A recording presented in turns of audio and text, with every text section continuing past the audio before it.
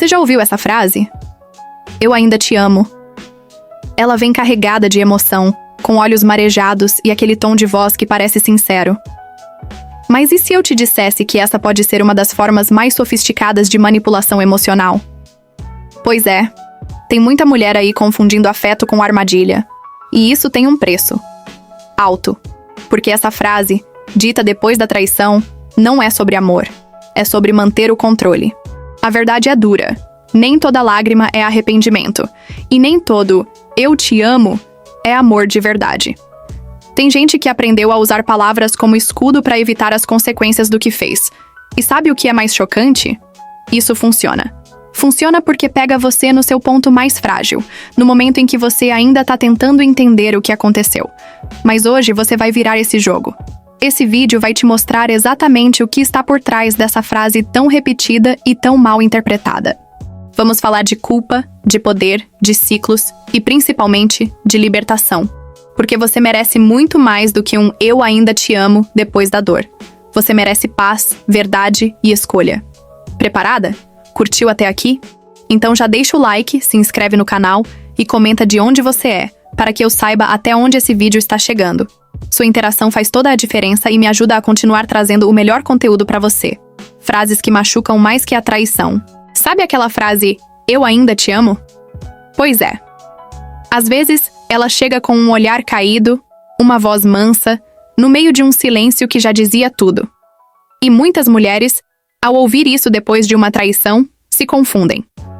Porque essa frase, dita naquele momento, não é um consolo, é um laço. Um laço que aperta, sufoca e disfarça o controle emocional com um verniz de afeto. Dói, porque vem de quem feriu. E mais ainda, porque pega a mulher justamente quando ela está tentando entender o que aconteceu. E aí, começa a confusão interna. Será que ele ainda ama mesmo? Será que vale a pena tentar? Só que no fundo, bem lá no fundo, o que essa frase faz é interromper o processo natural de cura. É como se colocassem açúcar em uma ferida aberta. Alivia por um segundo, mas logo infecciona. Exercício prático. Quando ouvir frases doces em momentos amargos, pare e escreva 3 perguntas no papel. Isso me traz paz? Isso muda os fatos?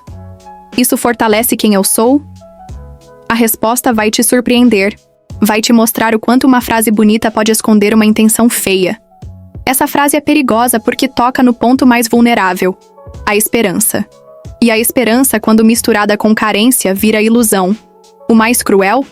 Ela vem quando a mulher ainda está em choque, fragilizada, tentando montar o quebra-cabeça da dor. E nesse cenário, qualquer declaração vira cola emocional. Mas calma. Essa é só a primeira armadilha. A próxima é ainda mais silenciosa. É aquela que faz você se sentir culpada por algo que você nunca fez. A culpa que não é sua tem uma coisa que poucas pessoas falam, mas que precisa ser dita com todas as letras. A culpa não é sua. E ainda assim, quantas mulheres colocam a cabeça no travesseiro se perguntando o que fizeram de errado? É como se a mente, fragilizada pela dor, começasse a inventar justificativas para o injustificável. Será que eu fui fria? Será que ele se sentiu sozinho? Será que eu devia ter tentado mais? Mas vamos ser sinceras, essas perguntas só nascem porque alguém te fez acreditar que a responsabilidade do erro dele era sua.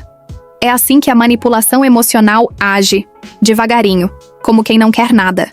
Vai plantando a ideia de que se ele traiu, foi porque algo faltava em você. Mas não faltava. O que faltava era caráter do outro lado. Exercício prático. Escreva uma carta para você mesma, como se estivesse falando com uma amiga querida que acabou de passar pelo que você passou. O que você diria a ela? Você a culparia? Provavelmente não. Então por que faz isso consigo mesma? E não para por aí. Depois da traição, ele aparece com argumentos sutis. Você se distanciou. A gente estava desconectado. Você só pensa em trabalho. É como se ele te colocasse num tribunal emocional onde ele mesmo é o juiz e o réu, e ainda assim te faz sair condenada. A armadilha é perfeita, até que você desperta, porque quando a mulher entende que não deve carregar o peso de um erro que não cometeu, algo dentro dela muda. E é aí que entra o próximo tipo de armadilha, mais sutil, mais sorrateira e igualmente destrutiva. O controle disfarçado de carinho. Vamos tentar de novo? Essa pergunta já vem com trilha sonora de drama e promessas recicladas. É nesse ponto que o jogo vira. Ele erra, some, fere e volta com voz trêmula e lágrimas nos olhos, como se só agora tivesse percebido o quanto você é especial. Mas pera lá. Onde estava todo esse sentimento antes da traição? Por que o amor da vida dele só virou prioridade depois que ele destruiu a confiança que vocês tinham? Isso não é amor, é apego ao controle emocional que ele sempre teve e que não quer perder. Sabe aquele discurso bonito, cheio de promessas? Dessa vez vai ser diferente. Eu mudei. Não consigo viver sem você. Parece cena de novela, né? Mas na vida real, essas falas vêm com a intenção de manter tudo exatamente como era antes. É o ciclo se repetindo com uma nova roupagem. Exercício prático. Crie uma lista com os 3 principais comportamentos que você espera de um parceiro que te ama de verdade. Agora veja se esses comportamentos estavam presentes antes da traição. Se não estavam, cuidado. Talvez você esteja sendo levada por palavras, não por atitudes. E aqui vai uma verdade dura. Ele pode até não ter medo de te perder, mas tem pavor de perder o acesso que tinha a você. A zona de conforto dele depende da sua permanência, mesmo que isso te custe noites sem dormir e dias cheios de dúvidas. O carinho vem, mas vem contaminado pela culpa que ele não assume. E a mulher, se não estiver atenta, confunde essa manipulação com afeto. E sabe o que é mais poderoso que qualquer declaração ensaiada? O silêncio. Mas isso é papo para o próximo ponto. O silêncio que empodera. Silêncio. Aquela pausa que antes parecia incômoda, agora vira ferramenta de poder. Porque o silêncio certo, no momento certo, fala mais alto do que qualquer discurso emocionalmente manipulado. Não é aquele silêncio que engole a dor, mas sim o que respira fundo e diz, sem uma palavra sequer: eu não preciso provar nada. Quando ele vier com aquela ladainha ensaiada cheia de "me perdoa e você é tudo pra mim", experimente. Apenas olhe, não rebata, não justifique, apenas seja, porque o silêncio nesse caso é resposta e cura ao mesmo tempo. É no silêncio que a mulher começa a se ouvir de novo. E vamos combinar, né? Com tanto barulho do outro lado, promessas, justificativas, pedidos de mais uma chance, fica difícil escutar a própria intuição. Exercício prático. Passe um dia inteiro sem responder a mensagens que te fazem mal. Isso mesmo, 24 horas. Use esse tempo para escrever sobre o que você sente, fazer uma caminhada, colocar uma música que te inspire. Você vai se surpreender com o que vai emergir do seu próprio silêncio. A grande virada é entender que o silêncio, quando vem de um lugar de consciência, é libertador. Ele não é ausência de fala, é presença de escolha. Ele grita, eu escolho a paz. Ele diz, eu me basto. Ele prepara o terreno para algo que muita gente esquece depois da dor. Lembrar de quem você era antes de tudo isso. E aí, minha amiga, é quando você começa a se reconstruir e resgatar partes suas que nunca deveriam ter sido deixadas de lado. A reconstrução do eu feminino. Antes da dor, existia ela. A mulher que dançava sozinha pela casa, que ria de bobagens, que se sentia linda com aquele vestido velho que ela amava. Essa mulher não sumiu. Só ficou soterrada sob camadas de dúvidas, medos e tentativas de se adaptar a um amor que exigia demais e oferecia de menos. A reconstrução começa quando ela decide ir ao resgate de si mesma. Não com pressa, não com culpa, mas com carinho. Um carinho que vem de dentro e que não depende da validação de ninguém. É como reformar uma casa antiga que você sempre amou, mas que foi sendo deixada de lado com o tempo. Vai dar trabalho? Vai. Mas cada parede reconstruída é uma parte de si que volta para o lugar. Exercício prático. Faça uma lista das coisas que você amava fazer antes do relacionamento que te machucou. Coisas simples. Pintar as unhas de vermelho, cozinhar ouvindo música, sair com amigas. Agora, escolha uma dessas coisas e faça hoje.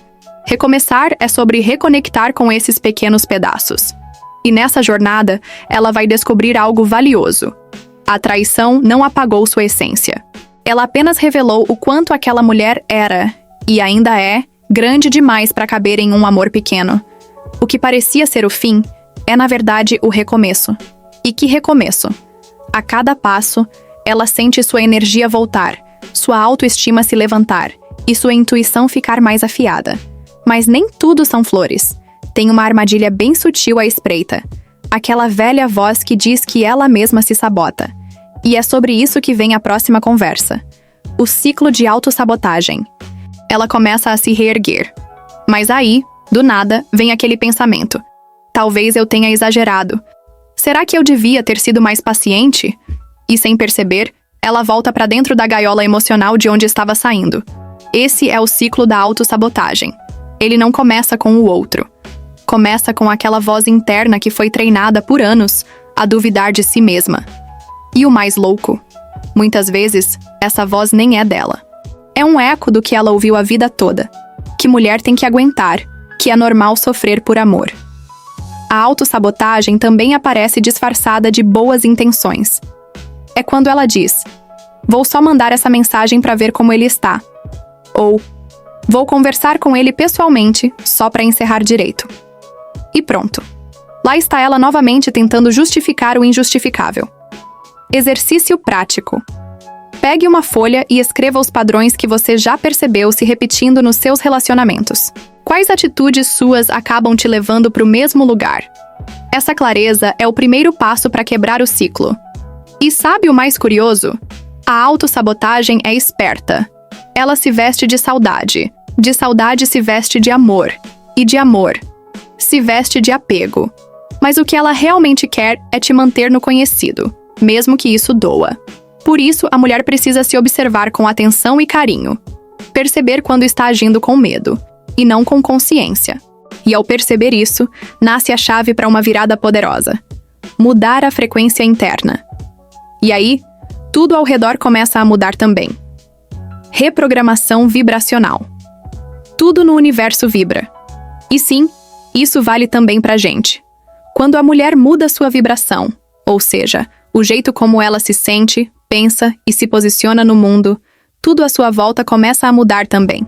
Não é mágica, é consciência. Quando ela para de se enxergar como vítima e começa a se ver como protagonista da própria história, novas portas se abrem. É como mudar a estação de rádio. Se você continua sintonizada na frequência do "eu não sou suficiente", é só isso que vai ouvir. Mas e como muda essa vibração? Não é só pensar positivo e fazer cara de quem superou. É sobre agir diferente mesmo sentindo medo. Exercício prático. Todos os dias pela manhã, escreva uma afirmação positiva no espelho. Pode ser algo como "eu mereço amor leve" ou "hoje eu escolho paz". Diga isso em voz alta. Parece simples, mas esse hábito tem o poder de reprogramar sua mente, seu corpo e sua energia. Ao longo dos dias, você começa a perceber pequenas mudanças, e elas são o início de algo muito maior. Reprogramar a vibração é como trocar a trilha sonora da vida. A mulher começa a atrair amizades melhores, oportunidades mais saudáveis e até o silêncio passa a ser acolhedor. Ela deixa de tolerar o que não vibra com quem ela é. E isso inclui relacionamentos. E então, ela começa a perceber que muita coisa que achava ser destino, na verdade era só um reflexo da frequência que ela mesma emitia. E quando essa nova vibração se estabiliza, ela vai descobrir que carrega heranças que não são só dela. Mas isso é assunto para o próximo passo dessa jornada. Herança emocional feminina.